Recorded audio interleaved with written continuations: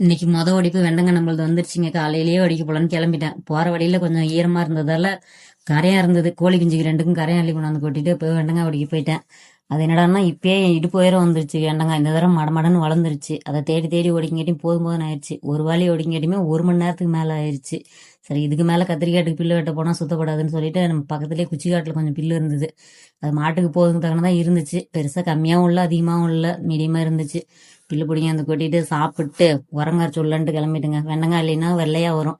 அப்போ எப்போ 4 நாளைக்கு ஒரு தரம் 5 நாளைக்கு ஒரு தரம் உரங்கரைச்சு விட்டாதான் அது கொஞ்சம் கருப்பாக வரும். வாங்குறவங்களும் நல்லா வாங்குவாங்க.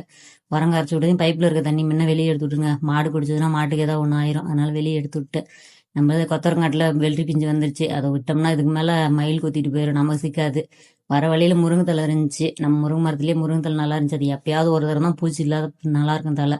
ஏன்னா பூச்சி புழுவெல்லாம் வந்துச்சுன்னா அது நமக்கே கஷ்டமா இருக்காது பொறிக்கிறதுக்கே. சரின்ட்டு அதையும் பொறிச்சு எடுத்து வச்சுட்டு மாவு தீர்ந்து போய் 4-5 நாள் ஆச்சு. ஆட்டி வைக்கிறதுக்கு நேரம் இல்லை. சரி, இன்னைக்காச்சும் ஊற வைக்கலான்ட்டு ஆட்டி வச்சுட்டுங்க.